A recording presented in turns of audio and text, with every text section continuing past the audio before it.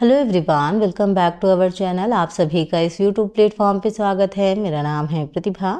So student, आज के इस सेशन में हम डिस्कस कर रहे हैं होम साइंस असिस्टेंट प्रोफेसर के आपके प्रीवियस ईयर क्वेश्चन, यानी पिछले कुछ वर्षों में जिस तरीके के प्रश्न आपके असिस्टेंट प्रोफेसर में पूछे गए हैं उनको हम डिस्कस करेंगे। और ये जो आपके प्रश्न है स्टूडेंट, ये लगभग यूजीसी नेट पैटर्न पर ही आधारित है, यानी जैसे आपको यूजीसी नेट में प्रश्न देखने को मिलते हैं सेम तरीके के प्रश्न आपको असिस्टेंट प्रोफेसर में भी लगभग देखने को मिलते हैं। एंड यहाँ पे मैं बात करूँ तो अगर आप एलटी और जीआईसी की भी प्रिपरेशन कर रहे हैं तो भी ये प्रश्न आपको बहुत हेल्प करेगा। सो लास्ट तक ज़रूर देखिएगा। अगर ये सेशन पसंद आए तो लाइक शेयर सब्सक्राइब ज़रूर कीजिएगा और कमेंट में बताइएगा कि आज की क्लास आप सभी को कैसी लगी। चलिए स्टार्ट करते हैं आज का सेशन। क्वेश्चन पहला है, आप सभी के सामने पूछा गया है, फूड को पिगमेंट से मिलान करना है। तो एक तरफ फूड है, दूसरी ओर पिगमेंट है। जैसे आपका चुकंदर है, गाजर है, प्याज है और आपका पालक है, इसको आपको मैच करना है। फ्लेवोन से बिटालिन, आपका क्लोरोफिल और वहीं कैरोटीनॉइड। देखिएगा और आराम से मैच कीजिएगा। ऐसे ही प्रश्न आपको यूजीसी नेट में भी देखने को मिलते हैं। वहीं अगर असिस्टेंट प्रोफेसर की बात करें उसके तो प्रश्न हैं ही।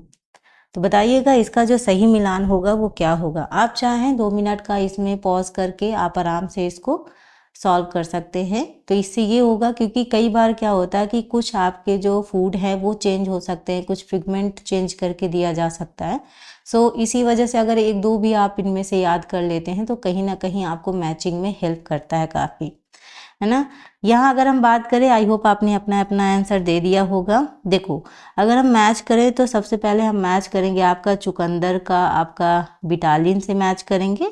जो चुकंदर का लाल बैंगनी जो रंग होता है वो बिटालिन पिगमेंट की वजह से ही होता है।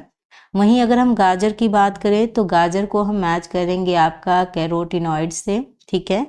यानी यहाँ पे अगर बात करें तो विशेषकर जो आपका बीटा कैरोटीन है ये पाए जाते हैं, जो इसमें एक तरीके से नारंगी रंग प्रदान करते हैं, ठीक है। वहीं अगर हम प्याज की स्टूडेंट बात करें तो जो आपका प्याज है उसको हम मैच करेंगे फ्लेवोन से, ठीक है। यानी पीला और भूरा रंग प्रदान करता है, इसमें हल्का पीला और भूरा टाइप का होता है। वहीं पालक की बात करें तो पालक को हम मैच करेंगे क्लोरोफिल से, क्योंकि क्लोरोफिल क्या करता है, हरा रंग प्रदान करता है, तो इसलिए ये पालक से मैच हो जाएगा।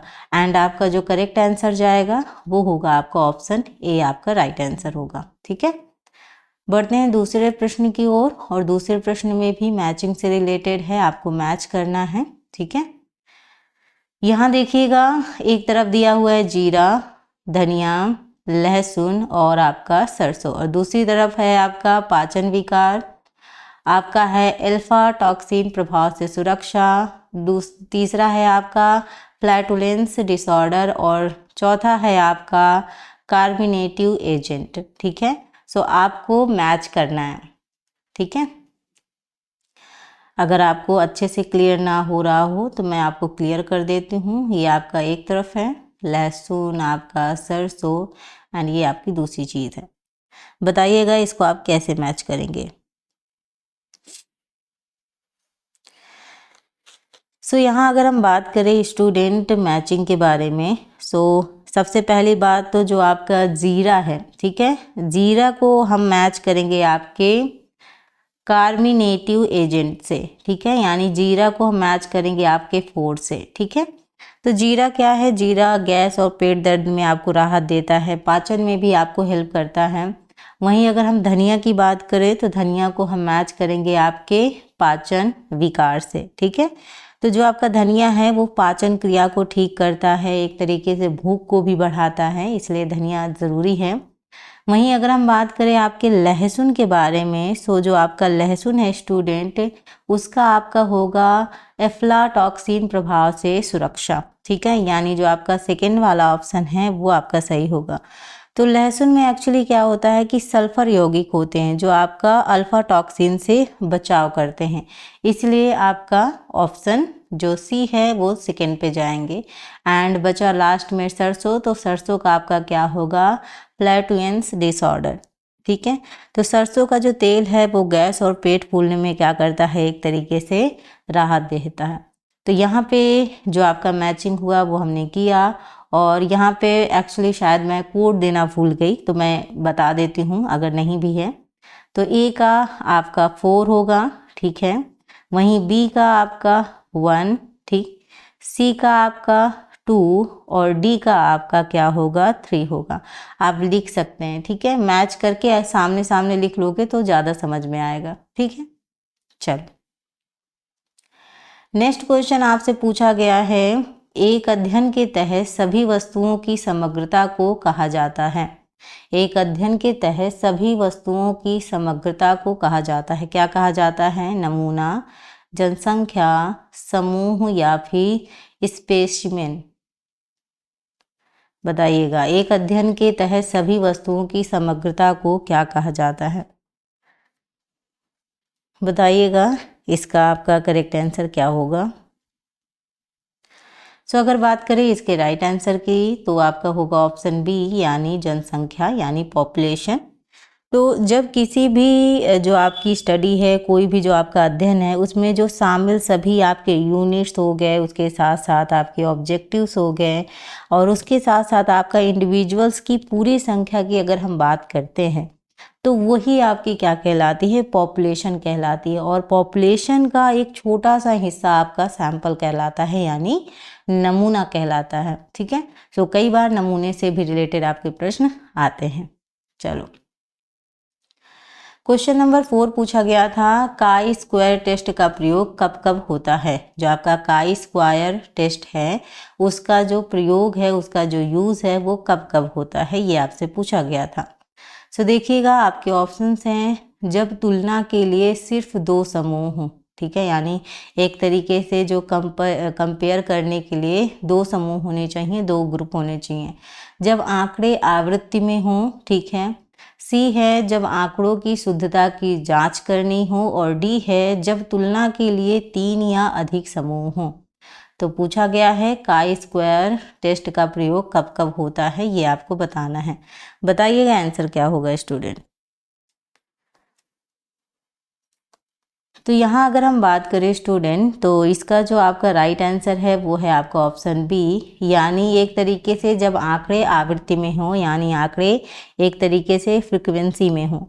तो काई स्क्वायर टेस्ट का प्रयोग तभी करते हैं जब आपकी कैटेगोरियल डाटा, जैसे मान लो कि हाँ नहीं में चीज़ है, या अगर हम बात करें पुरुष और महिला, ठीक है, इनको एक तरीके से फ्रीक्वेंसी के रूप में कंपेयर करना हो, तो यह आपका जो प्रोपोर्शन है, या हम जो रिलेशनशिप की बात करते हैं, इसको चेक करने के लिए हम इसका यूज़ करते हैं, हाँ नहीं, महिला पुरुष टाइप, ठीक है। सो इस वजह से आपका जो ऑप्शन बी है वो आपका राइट आंसर होगा। नेक्स्ट क्वेश्चन पूछा गया है कि जनसंख्या की महत्वपूर्ण विशेषताओं को वर्णित करने के लिए प्रयुक्त की जाने वाली सांख्यिकी है। यानी जनसंख्या की महत्वपूर्ण विशेषताओं को वर्णित करने के लिए प्रयुक्त की जाने वाली सांख्यिकी है। ए है विवरणात्मक सांख्यिकी, बी है आनुमानिक सांख्यिकी, और सी है ए और बी दोनों, और डी है उपरोक्त में से कोई नहीं। बताइएगा आंसर क्या होगा।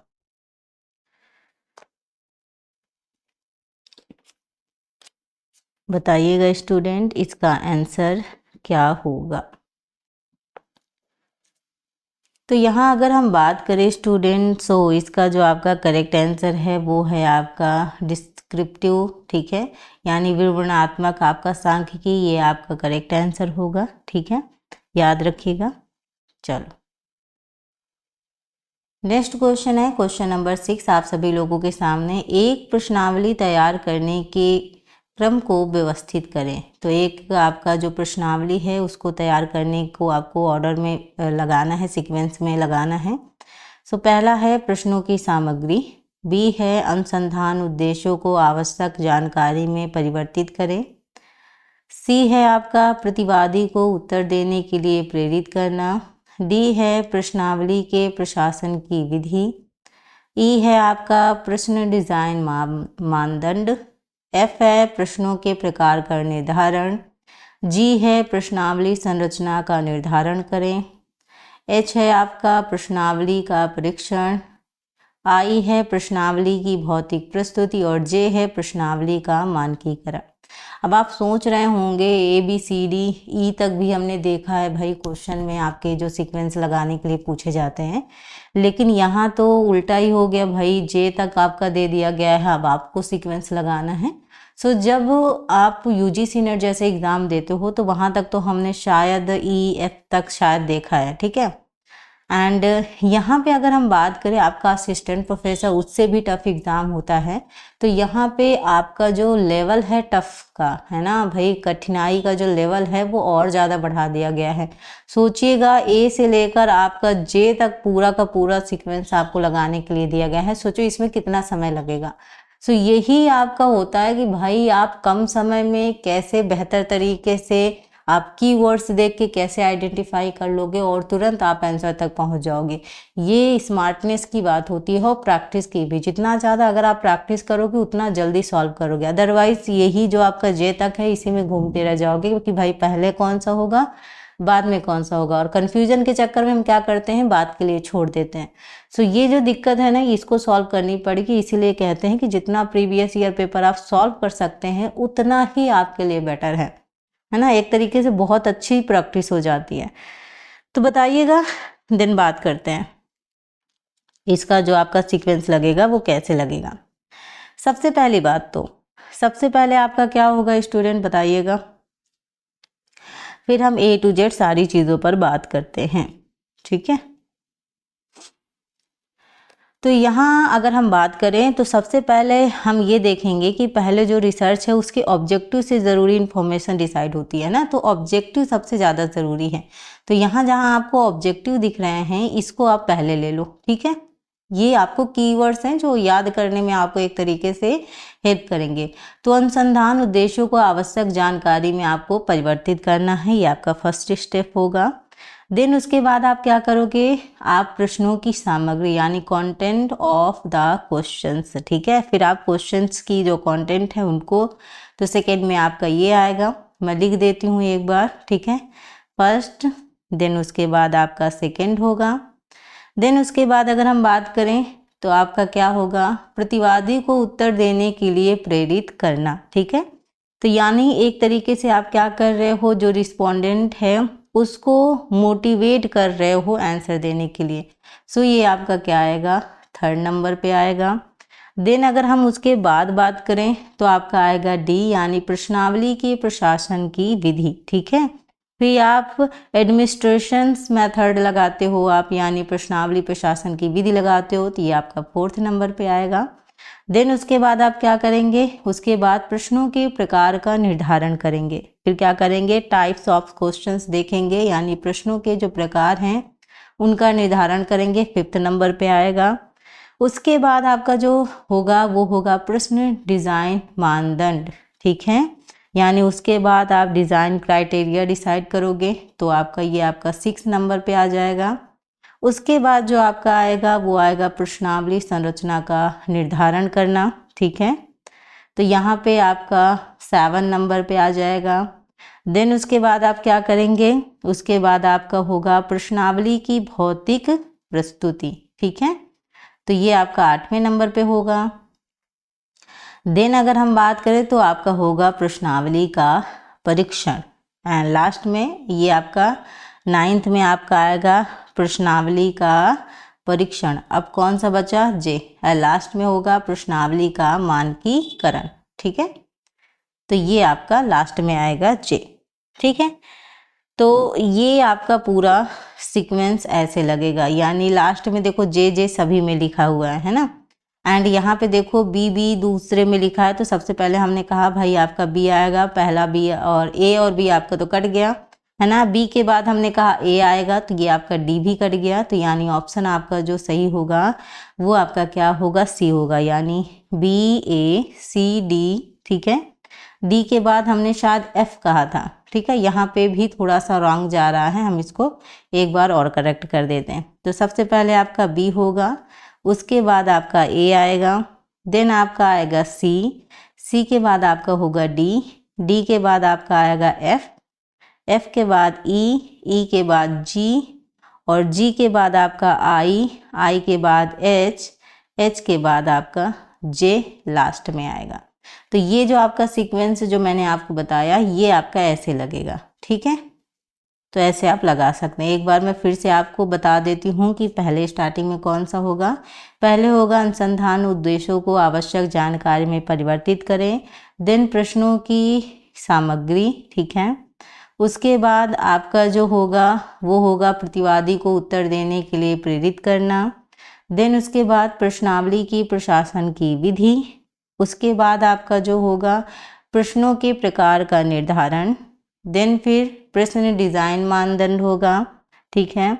उसके बाद आपका होगा प्रश्नावली संरचना का निर्धारण करें, और फिर उसके बाद प्रश्नावली की भौतिक प्रस्तुति, प्रश्नावली का परीक्षण, और लास्ट में आपका क्या होगा प्रश्नावली का मानकीकरण, ठीक है।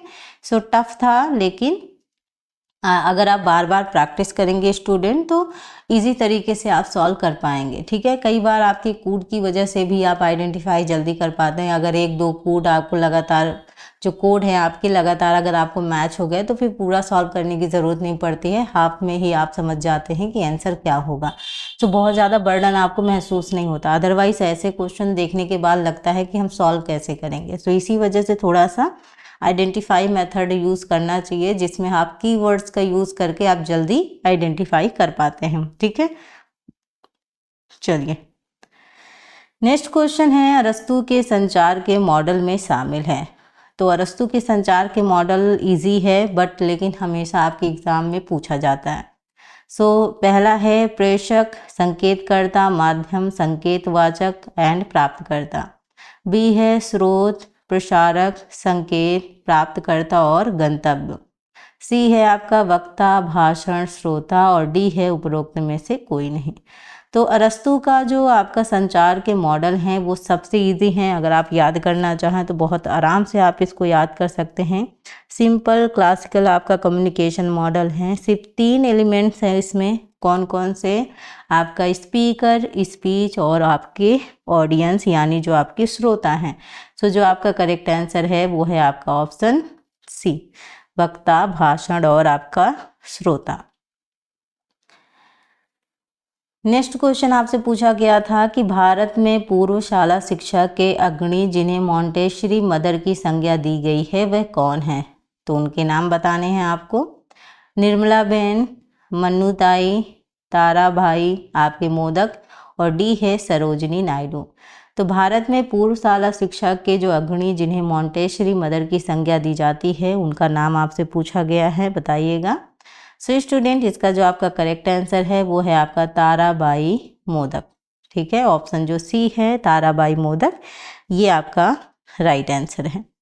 तो ये जो आपकी जो कौन सा मेथड है मॉन्टेसरी जो आपका मेथड है इसको रूरल इंडिया के लिए अडॉप्ट किया और उन्होंने बाल शिक्षा को यानी चाइल्ड एजुकेशन को बहुत सरल बनाया, एक्टिविटी बेस्ड बनाया, यानी जो आपकी कहते हैं कि भाई जो गतिविधि द्वारा जो चीज़ें सीखी जाती हैं वो बेहतर होती हैं।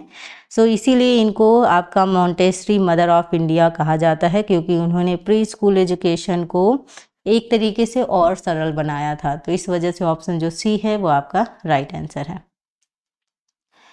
नेक्स्ट क्वेश्चन पूछा गया है ब्लांचिंग का कार्य है, क्या कार्य है, ठीक है। फंक्शंस पूछा गया है।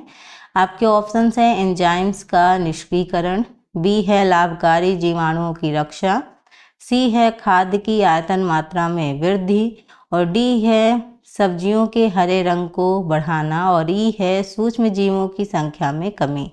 अब आपको इनमें से चूज करना है कि इसका जो राइट आंसर होगा वो क्या होगा। पहले ऊपर देख लीजिए, फिर मैं आपको नीचे कर दूंगी तो आप उस ऑप्शनों को भी देख लीजिएगा, फिर बताइएगा आंसर कौन सा सही होगा। ब्लांचिंग का कार्य आपसे पूछा गया है, बताइएगा आंसर क्या होगा। ये रहा और नीचे ऑप्शंस भी दिए हैं।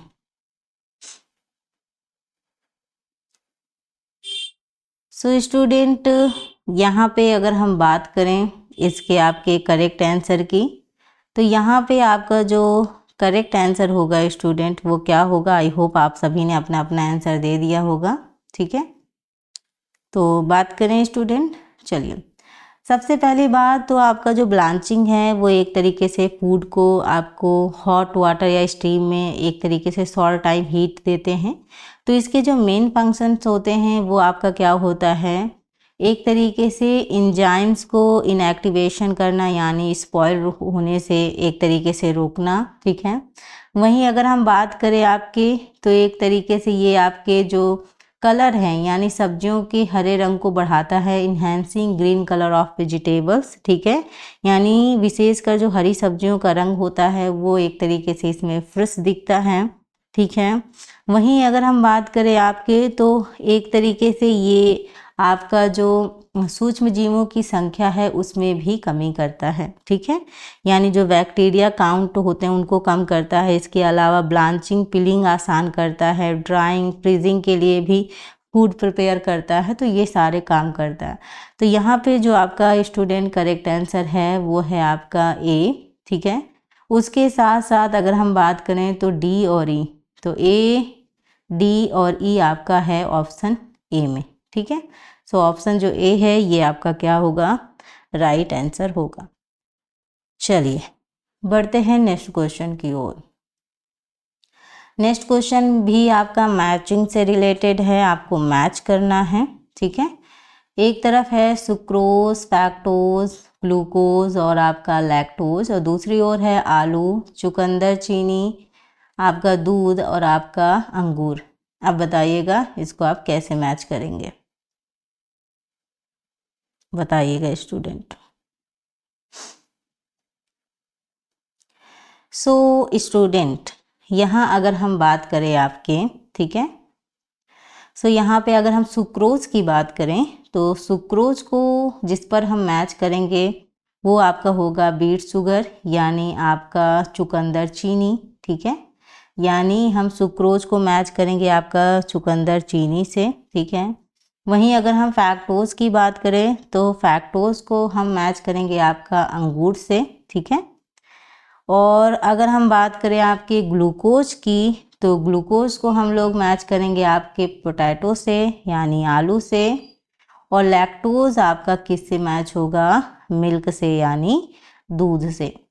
तो ए का आपका सेकंड हुआ, सेकंड किस में है, ए का सेकंड किसी में नहीं है क्या, वाह, नहीं है तो हम सही कर देंगे, ठीक है। और बी का आपका किस में था, बी का आपका 4 है, बी का 4 भी किसी में नहीं दिया है, उल्टा सीधा हो गया भाई। चलो हम सही कर देते हैं, कोई बात नहीं, कोई बात नहीं, होता है होता है। कई बार जो आपके कोड होते हैं वो सही नहीं होते हैं, और मेरा तो अक्सर ही यही है। यहाँ पे सही कर देते हैं, ठीक है। तो हमने कहा भाई आपका जो ए है यानी जो आपका सुक्रोज है उसका होगा आपका सेकेंड, ठीक है। वहीं आपका जो बी है यानी फैक्टोज उसका होगा आपका 4, सी जो है आपका ग्लूकोज उसका होगा ए, और डी जो है आपका लैक्टोज उसका होगा आपका 3rd यानी आपका मिल्क, ठीक है। तो एक तरफ मैंने आपको बता दिया, आप ऐसे भी मैच कर सकते हैं, आराम से सामने सामने लिख लीजिएगा तो आपको आसानी से याद रहेगा कि किस में आपको मैच करना है, ठीक है। चलो नेक्स्ट क्वेश्चन है क्वेश्चन नंबर 11, गृह व्यवस्थापन प्रक्रिया को सही क्रम में व्यवस्थित करें। गृह व्यवस्थापन प्रक्रिया को सही क्रम में व्यवस्थित करें। अब इसको अरेंज करना है। ए है ऊर्जावान, सेकेंड आपका मूल्यांकन, 3rd है योजना, 4th है कार्य का आवंटन, और 5th है आपका समायोजन। अब आपको इसको सीक्वेंस में आपको लगाना है, बताइएगा कैसे आप सीक्वेंस में इसको अरेंज करेंगे, ठीक है। तो देखो सबसे पहले किसी चीज़ की होती है तो वो होती है आपकी प्लानिंग, ठीक है भाई। सबसे पहले तो आप योजना बनाते हो कि जो आपके रिसोर्स और गोल्स हैं उनको आप तय करते हो, ठीक है, प्लानिंग करते हो। फिर उसके बाद आप क्या करोगे, कार्य का आवंटन करोगे, ठीक है, यानी ये आपका सेकेंड नंबर पे होगा, यानी टास्क आप बांटोगे, ठीक। देन उसके बाद जो आपका 3rd वर्क होगा वो क्या होगा, इस स्टूडेंट बताइएगा, वो होगा आपका ऊर्जावान, यानी ये आपका 3rd नंबर पे होगा, यानी मोटिवेशन और रिसोर्स का प्रॉपर उपयोग करना। देन उसके बाद आपका होगा समायोजन, फोर्थ नंबर पे आएगा, यानी जो बदलते हालात हैं उनके हिसाब से आप चेंजेस भी कर सकते हो, बदलाव भी कर सकते हो। एंड लास्ट में आपका क्या होगा स्टूडेंट, मूल्यांकन होगा, यानी देखना कि जो रिजल्ट है वो गोल के अकॉर्डिंग आ रहा है या नहीं आ रहा है, ये आपका लास्ट में ही तय होता है। सो यानी सबसे पहले हमने कहा 3 के बाद आपका क्या होगा 4 के बाद आपका होगा क्या था भाई, 3 के बाद 4 के बाद 1, ये आपका बी ऑप्शन राइट जाएगा। फिफ्थ एंड आपका लास्ट में 2 आता है, ठीक है। सो ये आपका राइट आंसर होगा। मैं फिर से आपको बता देती हूँ, आप लिख सकते हो। पहले आपका प्लानिंग होगा, देन प्लानिंग के बाद आपका क्या आएगा, मैंने क्या बताया भाई, कार्य का आवंटन, ठीक है, यानी फिर आप टास्क बांट रहे हो।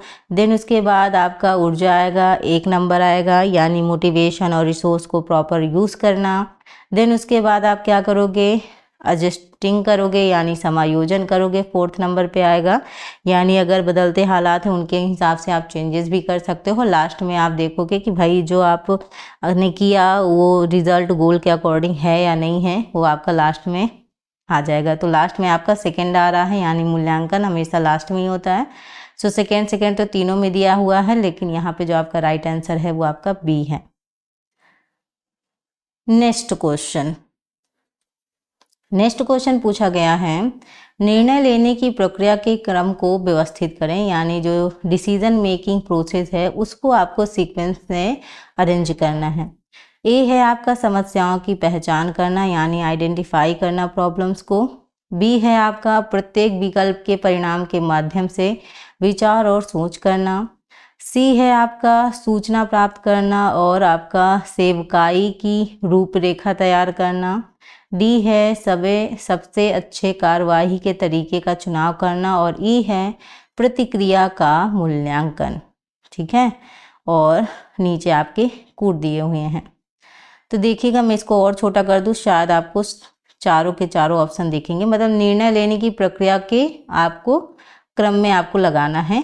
अब आप लगाइएगा, 2 मिनट मैं वेट करती हूँ, आप आराम से इसको सॉल्व कीजिए। तो देखिएगा, जिस लेवल के क्वेश्चन है उस लेवल में आपको ज़्यादा से ज़्यादा अगर आप प्रैक्टिस कर सकते हैं, मतलब ऐसा नहीं कि केवल प्रैक्टिस पे ही डिपेंड रहना है, मतलब आपको थ्योरी भी पढ़नी है। और देखिएगा, मैं लगातार थ्योरी करवा रही हूँ। अगर आप अभी भी वेट कर रहे हैं कि आपको बिल्कुल सॉलिड चीज़ें बिल्कुल प्रोवाइड होंगी, जितनी सारी चीज़ें आपको मिल रही हैं, आप धीरे धीरे कंटिन्यू पार्ट वाइज थोड़ा थोड़ा भी अगर आप करते जाओगे तो धीरे धीरे करके आपका सब कंप्लीट हो जाएगा। और मैंने आपसे जैसे भी कहा कि मैं सिलेबस के अकॉर्डिंग आपको सारी चीज़ें कवर करवाऊँगी, तो वो करवाऊँगी, ठीक है। उसके साथ साथ हम प्रीवियस ईयर क्वेश्चन और जो आपके प्रैक्टिस चीज़ें हैं वो भी हम साथ में करते ही रहेंगे। सो बने रहिएगा। जितने आपके फ्रेंड्स हैं उनसे भी एडवाइस दीजिए, क्योंकि केवल मात्र प्रैक्टिस करने से एग्ज़ाम नहीं क्लियर होते हैं, थ्योरी भी हमें करनी पड़ती है। तो इसलिए आपके लिए ज़रूरी है कि आप थ्योरी कीजिए, और उसके साथ आप टेलीग्राम चैनल ज्वाइन कर लीजिए। तो जो भी पीडीएफ्स और जो भी नोटिफिकेशन होंगे वहाँ मैं आपको प्रोवाइड कर दूँगी। झारखंड का भी निकला है, शायद असिस्टेंट प्रोफेसर का में भी, ठीक है। तो अगर आप एलिजिबल हैं तो आप वहाँ पे भी अप्लाई कर पाएंगे। हालांकि अभी जो पीजीटी का न्यूज़ आपको देखने को मिल रहा है अखबार वगैरह में, तो उसमें तो ऐसा बोला जा रहा है कि भाई अब बीएड अनिवार्य कर देंगे। वैसे तो अभी तक नहीं था कि भाई, टीजीटी में तो बीएड होता था, बट पीजीटी में तो आपका पोस्ट ग्रेजुएशन है, आपने एमए कर लिया है, पीजी कर लिया है, तो वो हो जाता था। बट अभी तक तो हम देख रहे हैं कि लगातार, जैसे होम साइंस के स्टूडेंट के लिए तो बीएड वगैरह नहीं अनिवार्य होता था, बट अभी हम देख रहे हैं आगे जाके जब ऑफिशियली कोई चीज़ आ जाएगी तब फिर मैं इस बात पर डिस्कस करूँगी, है ना। तो देखिएगा, इसको हम सीक्वेंस पे लगाते हैं स्टूडेंट, कैसे लगेगा आपका, ठीक है। सो यहाँ पूछा गया था निर्णय लेने की आपका जो प्रक्रिया है उसके चरण आपको सीक्वेंस में लगाना है, ठीक है। तो देखिएगा, जो इसका सीक्वेंस लगेगा वो सबसे पहले आपका क्या होगा कि समस्याओं की पहचान करना। सबसे पहले तो हम आइडेंटिफाई करते हैं प्रॉब्लम को, ठीक है। सो फर्स्ट स्टेप आपका ये होगा। देन उसके बाद हम क्या करेंगे, सूचना प्राप्त करना और सेवकाई की रूपरेखा तैयार करना। देन उसके बाद आपका सी आएगा सेकेंड नंबर पे। उसके बाद आपका क्या होगा, आपका होगा प्रत्येक विकल्प के परिणाम के माध्यम से विचार और सोच करना। ये आपका थर्ड पर आएगा। एंड देन उसके बाद आपका आएगा सबसे अच्छे कार्यवाही के तरीके का चुनाव। एंड लास्ट में आपका प्रतिक्रिया का मूल्यांकन यानी फीडबैक। तो देखो एक चीज़ तो क्लियर हो गई यहाँ से, एक चीज़ ये क्लियर हो गई कि आइडेंटिफाई करने का सबसे पहले आता है और उसके बाद आपका आता है आपका फीडबैक का लास्ट में। तो ज़्यादातर चीज़ों में ये देखने को मिलता है, लेकिन कुछ प्रश्न ऐसे भी होते हैं जिसमें आइडेंटिफाई सेकेंड या थर्ड नंबर पे भी आपको देखने को मिल सकता है। तो इस वजह से आप थोड़ा सा ध्यान दीजिएगा। तो देखो सबसे पहले हमने जाना कि भाई आपका क्या होगा, आप प्रॉब्लम्स की पहचान करेंगे, उसके बाद आप क्या करेंगे, आप रिलेवेंट इंफॉर्मेशन कलेक्ट करेंगे। देन उसके बाद आप क्या करेंगे, आपका जो थर्ड नंबर पे होगा वो आपका होगा अल्टरनेटिव्स के प्रो कॉन्स सोचना। देन उसके बाद आपका होगा डी ऑप्शन, यानी डी ऑप्शन में आपका होगा बेस्ट अल्टरनेटिव चुनना आपका। और लास्ट में आपका क्या होगा कि फीडबैक लेना और इवेलुएट करना चीज़ों को। तो ये आपका लास्ट में होगा। तो इस तरीके से आपका ए सी बी डी और ई सीक्वेंस आपका लगेगा। क्या बताया, ए सी बी डी और ई आपका ऑप्शन सी में है, तो ऑप्शन आपका सी आपका करेक्ट होगा। ठीक है, चलो नेक्स्ट क्वेश्चन है क्वेश्चन नंबर 13 आप सभी के सामने पूछा गया है, निम्न में से कौन सा कला का सिद्धांत नहीं है। सो कला का सिद्धांत इनमें से कौन सा नहीं है, आपका अनुपात है, रंग है, संतुलन है और अनुरूपता है। तो बताइएगा जो कला के सिद्धांत हैं वो आपसे पूछे गए हैं, इनमें से कौन सा नहीं है। ठीक है, not a principle of art, तो वो आपका कौन सा है, वो आपका रंग है, यानी आपका कलर है। तो आर्ट के जो एलिमेंट हैं उसमें आपका लाइन आता है, लाइन के साथ आपका शेप है और शेप के साथ साथ आपका फॉर्म है, और उसके साथ साथ अगर हम बात करें तो आपका कलर है, उसके साथ साथ आपका टेक्सचर है। ठीक है, टेक्सचर के साथ साथ आपका वैल्यू है। तो ये आपका क्या होते हैं, ये आपके आर्ट के एलिमेंट हैं। वहीं अगर हम आर्ट के आपके सिद्धांत की बात करें यानी प्रिंसिपल की बात करें, तो प्रिंसिपल आप लिख सकते हैं आपका बैलेंस है। ठीक है, बैलेंस के साथ आपका प्रोपोर्शन है। ठीक है, और उसके साथ साथ आपका होता है रिदम।